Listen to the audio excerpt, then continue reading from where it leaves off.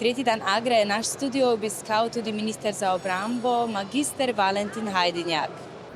Gospod minister, zakaj je za vas, ki pokrivate področje obrambe, pomembno, da se udeležujete tega sejma, ki je namenjen kmetijstvu in živilsko-predelovalni industriji? Zato, ker se mi zdi pomembno dati priznanje tako slovenskemu kmetijstvu, kot tudi slovenskemu kmetu in jim sporočiti, da jim bo, tako kot sta dejala že predsednik vlade in minister za kmetijstvo, da jim bo vlada tudi v letošnjem letu stala ob strani. Soočili so se s sušo, soočili so se z drugimi problemi in mi vsi smo tukaj, da jim pomagamo, kajti brez slovenskega kmeta ni slovenske hrane, ki je varna in med najboljšimi v Evropi. Po drugi strani pa nenazadnje sem jaz pred leti tudi sam deloval oziroma delal na Ministrstvu za kmetijstvo. Velikokrat smo bili na Radgonskem sejmu, na Agri in zato se vedno z veseljem vračam. Tukaj imam veliko prijateljev, veliko sodelavcev, veliko ljudi, s katerimi se srečujemo in na Agri je vedno lepo. Hkrati pa se zdi, da področje varnosti, ki ga nekako pokriva vaš resor v zadnjih letih v Sloveniji, dojemamo bistveno širše kot nekoč tudi skozi prizmo prehranske varnosti kot nekega strateško pomembnega področja za stabilnost navsezadnje varnostnih razmer v državi. Tako je, imate prav. Čeprav se varnostne razmere v širši in bližnji okolici se skozi spreminjajo, mir in varnost nista več samo po sebi umevna. Seveda pa je varnost širša beseda. Govorimo o varnosti v ožjem smislu, govorimo o prehranski varnosti, govorimo o drugih varnostih in če zdaj govorimo o prehranski varnosti, seveda pomembno, da se tudi tega zavedamo. In ko govorimo o odpornosti družbe, je zagotovo ta prehranska varnost en del te odpornosti, na katero moramo biti pripravljeni. Zavedati se moramo, da resursi niso neomejeni, da jih je treba negovati, da jih je treba upoštevati, da jih je treba uporabljati z neko skrbnostjo, vse v smislu tega, da pridemo do te prehranske varnosti. Prehranska varnost je pomembna v vsakem času. V mirnodobnem, kot tudi v potencialno vojnem času, se moramo zavedati, da življenja brez hrane ni.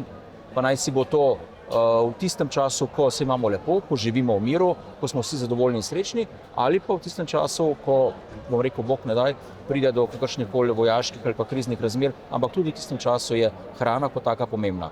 Zato si želim, da bi družba kot celota večji poudarek dala na samooskrbi, večji poudarek dala temu, da slovenskega kmeta, ki prideluje slovensko hrano, potrebujemo in da bi ga spoštovali ter mu pomagali, kolikor se le da. Omenili ste suše oziroma ujme tukaj, pogosto tistih najhujših primerov pride tudi do izraza organiziranost v Sloveniji raznih služb zaščite in reševanja. Tudi to seveda spada pod vaš resor. Kako ocenjujete, da so te službe v Sloveniji pripravljene, če se recimo primerjamo z drugimi državami po Evropi?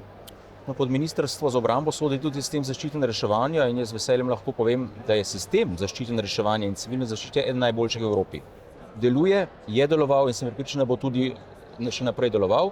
Seveda bomo poskušali še izboljšati. Ampak kar je pomembno za ljudi je, da ko potrebujejo pomoč, ta pride. Sile zaščite in reševanja bodo vedno prve na licu mesta, bodo pomagali ljudem, pa naj gre za sušo, naj gre za poplave, potrese ali pa druge naravne nesreče. Za primer podam gasilce.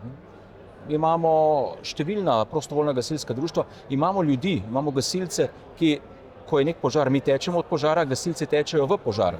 In tako bo tudi v prihodnje. Ko pa je potrebno odpravljati posledice naravnih nesreč, pa seveda k temu, če tako civilna zaščita presodi, pošljemo tudi vojsko. Kajti tudi naši fanti in dekleta, ki služijo v Slovenski vojski, so vedno pripravljeni priti na pomoč in pomagati našim prebivalcem pri odpravljanju posledic naravnih nesreč. Še zaključek, zadnje vprašanje. Tudi Slovenska vojska je prisotna s svojim razstavnim prostorom na tem sejmu. Zakaj se vam zdi pomembno, da se predstavlja javnosti, da navsezadnje tudi nagovarja potencialne nove zaposlene profesionalne vojake? No, mi z veseljem izkoriščamo vsak tak sejem ali pa vsako večjo prireditev, da predstavimo Slovensko vojsko, njeno poslanstvo. Želimo si čim več mladih, tako fantov kot deklet, novih pripadnikov Slovenske vojske in vesel sem, da se v zadnjem času ta trend izboljšuje. Še posebej veliko je novih pripadnikov, ki prihajajo iz tako imenovanega štajerskega ali pa prekmurskega konca, kar me posebej veseli.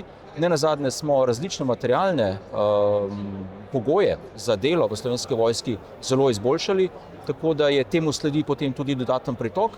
Seveda pa radi mladim ljudem pokažemo, kaj Slovenska vojska je, kaj nudi, s čim se ukvarja in na kakšen način lahko skupaj najdemo neki skupen cilj, da pridemo na eni strani do novih pripadnic in pripadnikov, na drugi strani pa, da se bodo ravno zaradi Slovenske vojske prebivalci Slovenije počutili še vedno varni. Gospod minister, najlepša hvala za ta pogovor. Prosim.